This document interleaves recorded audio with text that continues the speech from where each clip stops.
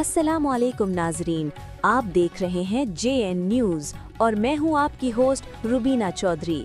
सबसे पहले नजर डालते हैं आज की अहम खबरों पर। शेखुपुरा से खबर शामिल करेंगे कि पाकिस्तान मरकजी मुस्लिम लीग के रहनुमा मौलवी मोहम्मद आसिफ ने कहा है कि ईरान अमरीका मुज़ाकरात की कामयाबी से खित्ते में पायदार क़याम, अमन समेत दुनिया को लाहिक मुआशी मुश्किलात का खात्मा होगा, जिसके लिए पाकिस्तान की सियासी और अस्करी क़यादत की जारी कोशिशों को दुनिया भर में सराहा जा रहा है। जनूबी एशिया और मशरक़ वस्ता की तशवीशनाक सूरत हाल के पेश नज़र मुस्लिम हुक्मरानों को मुतहद होकर अमली तौर पर आगे बढ़ना होगा और ईरान अमरीका जंग के मुकम्मल खात्मे समेत फ़लस्तीन के मुसलमानों की इमदाद के लिए भरपूर जोश जज्बे से इक़दाम उठाना होंगे।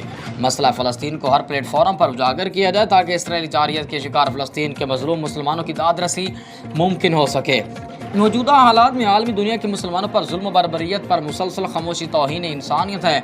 आलमी क़ुव्वतों के लिए डूब मरने का मकाम भी है कि इसराइल की जानिब से फ़लस्तीन में इबादतगाहों, घरों, अस्पतालों और कैंपों में पनाह गुज़ीनों पर बमबारी करके तबाही मचाई जा रही है। इसराइल की तरफ से अक़वाम मुत्तहिदा की करारदादों को हमेशा रद्दी की टोकरी की नज़र किया गया है, जिसके बावजूद अमरीका और दीगर यूरोपीय ममालिक इसराइल के साथ खड़े हैं और इसे फ़लस्तीनियों की नस्ल कशी के लिए हर मुमकिन अस्करी और माली मदद फराहम करें, जो उनकी नाम नहाद इंसानियत पसंदी के दावों की नफ़ी का वाज़ेह सबूत हैं।